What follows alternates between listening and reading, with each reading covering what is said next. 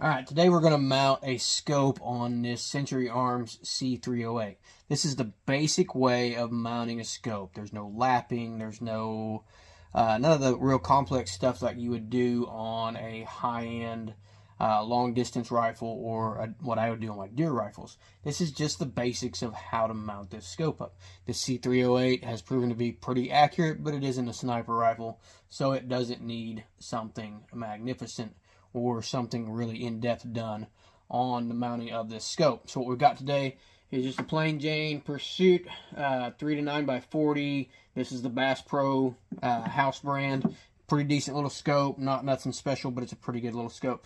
I like to put on one-piece scope mounts usually, but with this particular gun, the sights are so high that I have to elevate the scope up to clear those. That's why I have the cheek rest on here too, is for the optic. So I went with the only tall scope mounts that I have. Don't even know what brand these are. They're something cheap. When it comes to scope mounts and scopes, you generally get what you pay for. You know, a $50, $60 deer rifle, scope for a deer rifle like this Pursuit is generally okay. But if you get into the $150, you know, $200 range for something like a Vortex, you're getting a lot better scope than what you got here. And if you get into the Night Forces and the Swarovskis and stuff like that, again, you're getting a much, much better scope overall. So we have our scope mounts on here. We have our Loctite. We're going to Loctite everything with threads on it.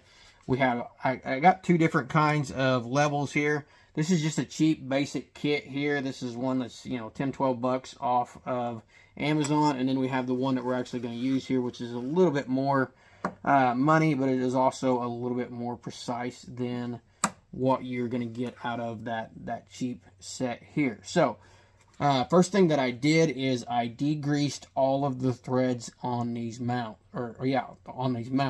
All of these have been cleaned in alcohol. You can use alcohol or brake parts cleaner, both inside and out. So I did the threads here, cleaned the threads on the mounts, cleaned the threads on the bolts that are going to secure our rings to the scope. So the next thing we're going to do is we're going to mount our bases, and then we're going to Loctite these two threads right here so that scope does not come loose and does not move.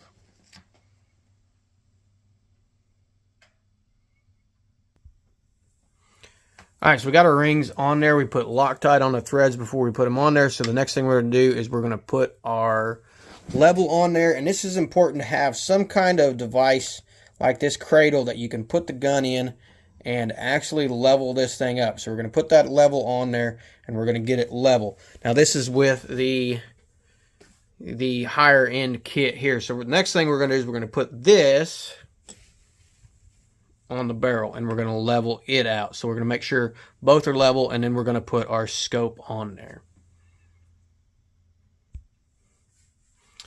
Okay, so we have that front leveled. We have our level here leveled up. We're going to remove that and we're going to go ahead and mount the scope. Now, when we mount the scope, this is going to be the time to kind of get behind it and set your eye relief. We're not going to go over that in this video, but it's a pretty simple process of just kind of getting behind the gun, looking through the scope, and making sure that you can see clearly through that scope without having to make any adjustments to your head in a natural, comfortable position.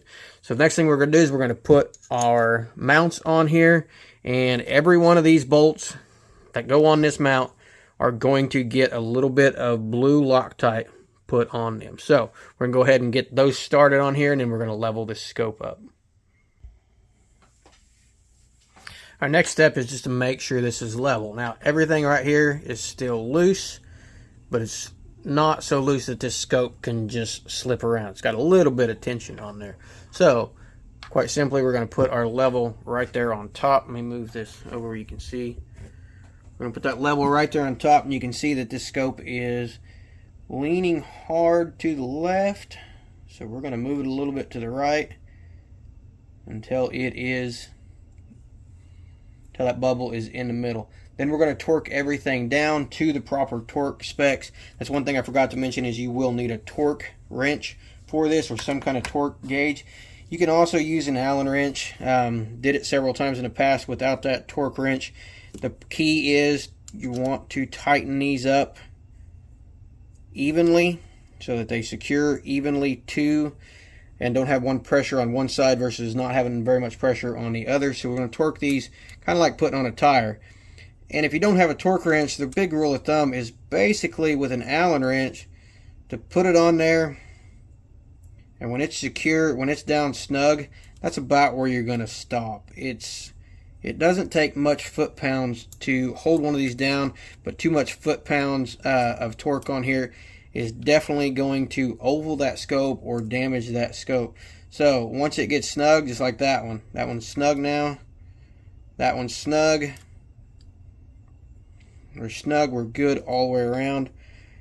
We're going to tighten up the bases as well with a screwdriver.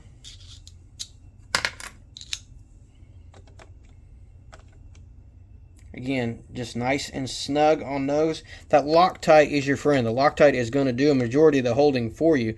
So once you get those nice and tight like that, the Loctite's going to hold everything in place. So that is the basics of mounting a scope. I hope this video helped you guys out.